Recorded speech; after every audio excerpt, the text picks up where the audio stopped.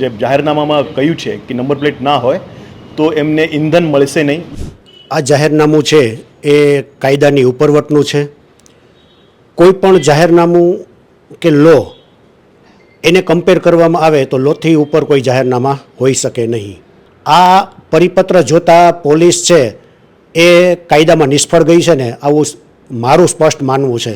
તમે ગયેલા નિષ્ફળતાને તમારે સરસ દેખાવા માટે, સરકારમાં સારું તમારે વાહવા કરાવવા માટે તમે પ્રજા ઉપર આ રીતે દંડાત્મક પરિપત્રો બહાર પાડો અને દંડાત્મક રીતે પીડો એ વ્યાજબી નથી. દ્રષ્ટિએ પ્રજાના હિતાર્થે આ પરિપત્ર છે એ પાછો ખેંચી લેવો જોઈએ. એટલે એવું કોઈ લો જ નથી કે તમે કોઈને એમ કહી શકો કે ભાઈ કાલથી તમને આ પેટ્રોલ નહીં મળે, એવો કોઈ લો નથી. પેટ્રોલ પંપના માલિક છે એ પોલીસ કમિશનરનું જાહેરનામું છે તો એ જાહેરનામાને ઓળંગી અને એના ઉપરવટ જઈ અને એ નહીં કાંઈ કાર્યવાહી કરી શકે, એ સ્વાભાવિક છે.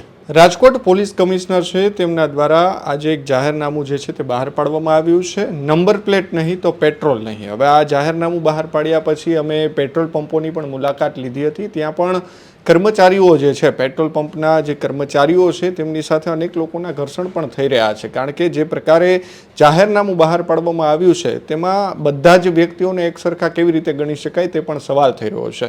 હવે આ જાહેરનામું જે બહાર પાડવામાં આવ્યું છે તે કાયદાકીય કઈ રીતે તેને ગણી શકાય તેમને લઈને આપણી સાથે રાજકોટના સિનિયર એડવોકેટ સુરેશભાઈ ફળદુ છે, તેમની સાથે વાત કરીએ. સર, જે પ્રમાણે તેમણે કહ્યું કે નંબર પ્લેટ નહીં તો પેટ્રોલ નહીં, આવો એક રૂલ છે, આવું એક જાહેરનામું જે બહાર પાડ્યું છે, આને તમે કઈ રીતે જુઓ છો?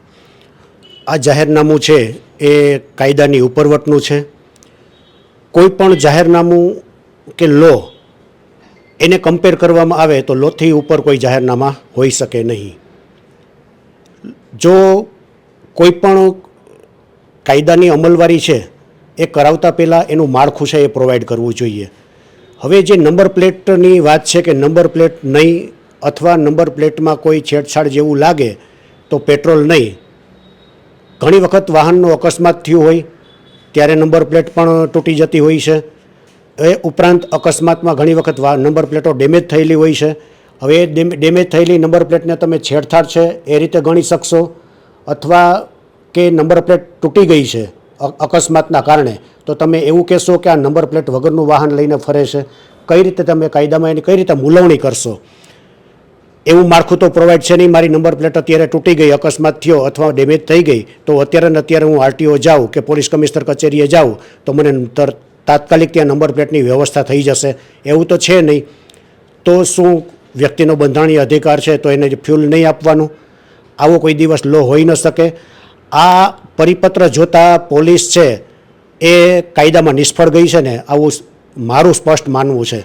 એનું કારણ છે કે તમે એવું તો કેવી રીતે, આના માટે વિધાનસભા છે, લોકસભા છે, આ બધા છે, કાયદા પસાર કરે અને પછી જે એની અમલવારી થતી હોય તો વસ્તુ ગૌણ છે. બીજું, પ્રજાને તમે અગાઉ કોઈ જાહેર નોટિસના માધ્યમથી કે કોઈ પણ રીતે તમે સચેત કર્યા છે કે ભાઈ આવું હોય તો તમને 15 દિવસનો ટાઈમ આપવામાં આવે છે કે ભાઈ આ અકસ્માત થઈ હોય કે કોઈ રીતે પણ ડેમેજ હોય. અને બીજું, અકસ્માતનો કોઈ સમય નથી હોતો.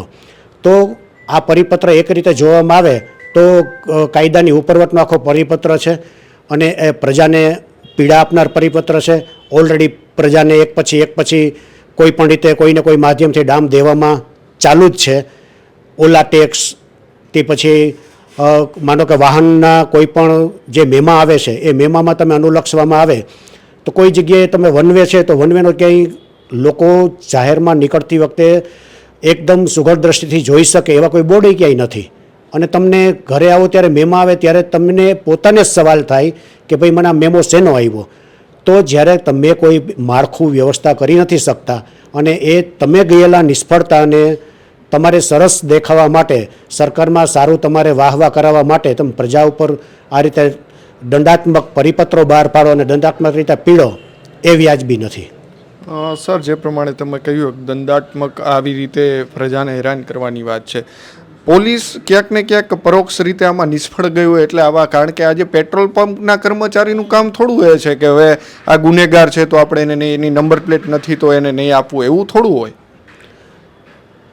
આ પરિપત્રથી પરિસ્થિતિ એવી નિર્માણ થશે કે હું કોઈ પેટ્રોલ પંપે ગયો, મારા વાહનમાં નંબર પ્લેટ નથી અને મને પેટ્રોલ પંપના ફિલરમેન છે એ મને પેટ્રોલ ભરવાની ના પાડે એટલે શું થાય? આવી રીતે આવા જેટલા લોકો હશે એમાં ઘર્ષણ થશે, મારામારીઓ થશે. એટલે આ જે પરિપત્ર છે એનેથી લો જે મેન્ટેન થવો જોઈએ એની જગ્યાએ ઉલટાનું ઘર્ષણો વધશે અને કાયદા કાનૂનની પરિસ્થિતિ એ જોખમાશે.